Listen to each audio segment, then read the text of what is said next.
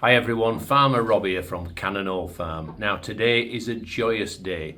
We've got new life on the farm and it's all testament to the wonderful human being that is my dad, Farmer Roger, and his love for chickens. He has been nurturing some hens, some lovely little hens.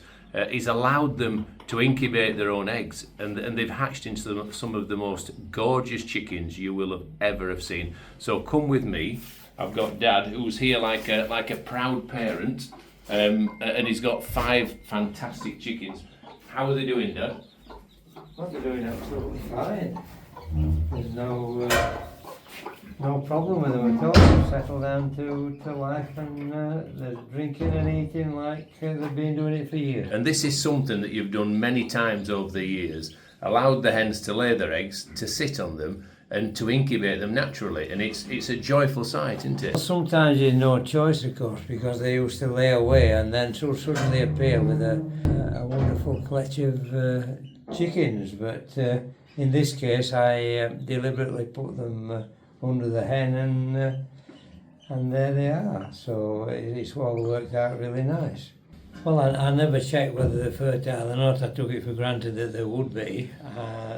There's cocks and hens running together, so it's a good chance that they'll be fertile. I've been doing this with bantams since I was about 6 years old, so I've seen quite a few over the years. And I'll just lift it up and let the chickens run out. Richie might peck you, Dad. Not this one.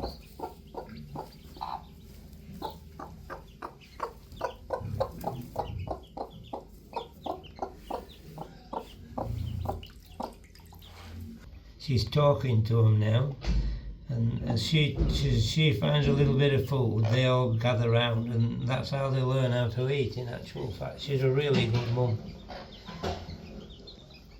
They're tiny now, Dad, but they don't stay little for that long, do they? Well, I mean, she's not that big, is she? But to stop them going down that step there, which you can show.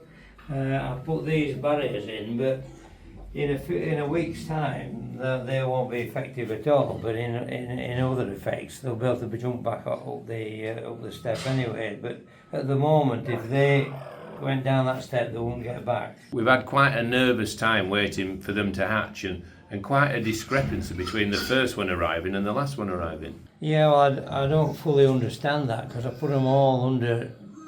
And they should have all hatched out last Monday, and it's Friday now, and there's still one hatched out under another hen from this lot. Whether she'd had too many eggs and they've been on the periphery of being warm enough, and that's why it's elongated the period when they've been hatching out. It's the only thing I can think. So because some of the eggs maybe weren't as warm as some of the others, you think it's just delayed the hatching period for a day or two? Well, that's the only thing I can think of. Yeah. Sounds like a plan. And also, it takes a while to lay those eggs.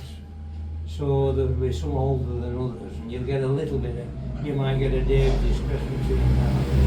Not 4 days. So the natural world throws in its own anomalies, different to if you've got them in an incubator. But what is without doubt is seeing that mother hen with those little chicks looks the most beautiful thing that I've seen in a long time on the farm. So well done to you for facilitating their arrival. Oh well, it's been a pleasure anyway. So chickens and ducklings, I think, are as bonny as anything you can get. Do you feel like a boy again doing something like that? I feel like a boy all the time.